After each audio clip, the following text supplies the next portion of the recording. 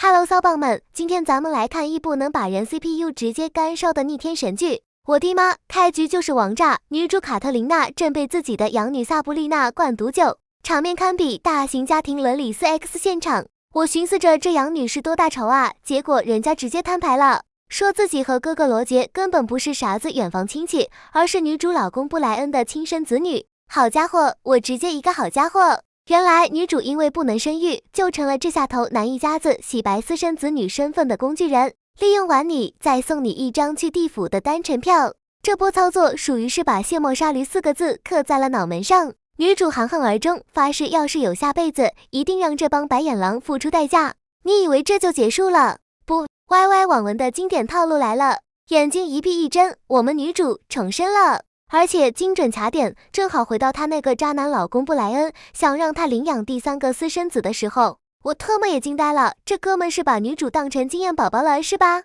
过着连续刷副本呢。但此一时彼一时，现在的卡特琳娜那可是钮祜禄卡特琳娜，智商占领高地了。面对这一家子虚情假意的为了你好，她直接开启反杀模式，想让我养可以呀，但不能记我名下，记到旁支马文家去。老公布莱恩当场就不乐意了，说啥子我们是嫡系，孩子身份不能低。女主冷笑一声，反手就是一个王炸，一个捡来的孩子，你那么在乎他身份干啥？你要是坚持，那你养女萨布丽娜的贵族婚事也别想了，哈里森家的宴会也别去了。萨布丽娜一听，当场绷不住了，她还指望在宴会上钓个金龟婿呢，这婚事要是黄了，她的豪门们不就直接宣告破产了吗？于是他只能哭唧唧地劝他爹先委屈一下这个新来的妹妹。第一回合女主轻松拿捏，接着为了参加宴会，萨布丽娜又来作妖了，跑到女主这儿挑衣服，跟进了自家衣柜一样挑3拣4，最后她相中了一件最扎眼的红色长裙，二话不说就抢走了，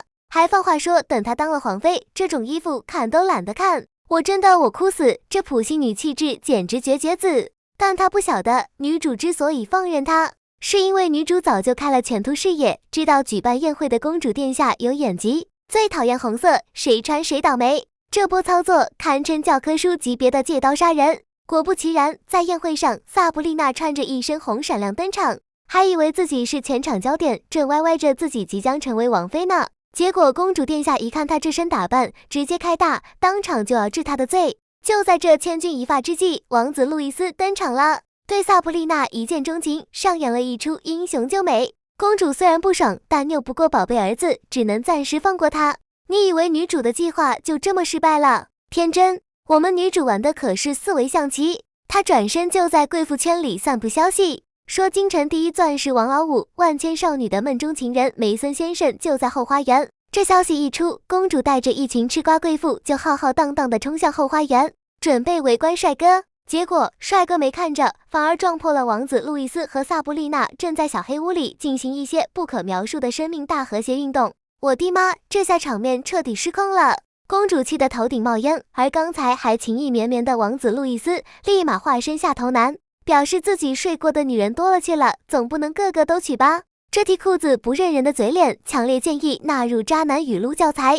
萨布丽娜的豪门们当场破碎，在全城贵妇面前社死，被拖了出去。回到家，这一家子非但不反省，反而把所有错都推到女主身上。萨布丽娜更是上演了一哭2闹3上吊的戏码。女主心里估计在想，就这，她假意安抚，说自己会去哈里森家求情，但送礼的花钱你们得出。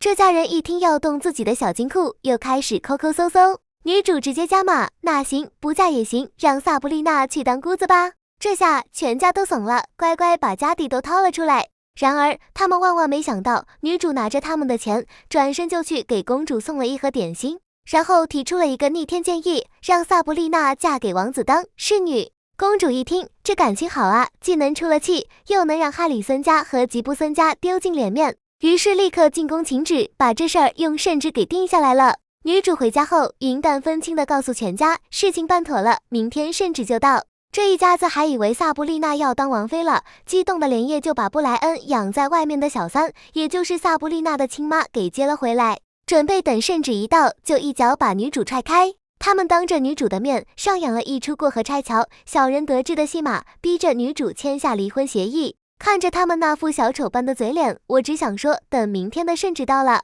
希望你们还能笑得出来。这出好戏才刚刚拉开序幕呢。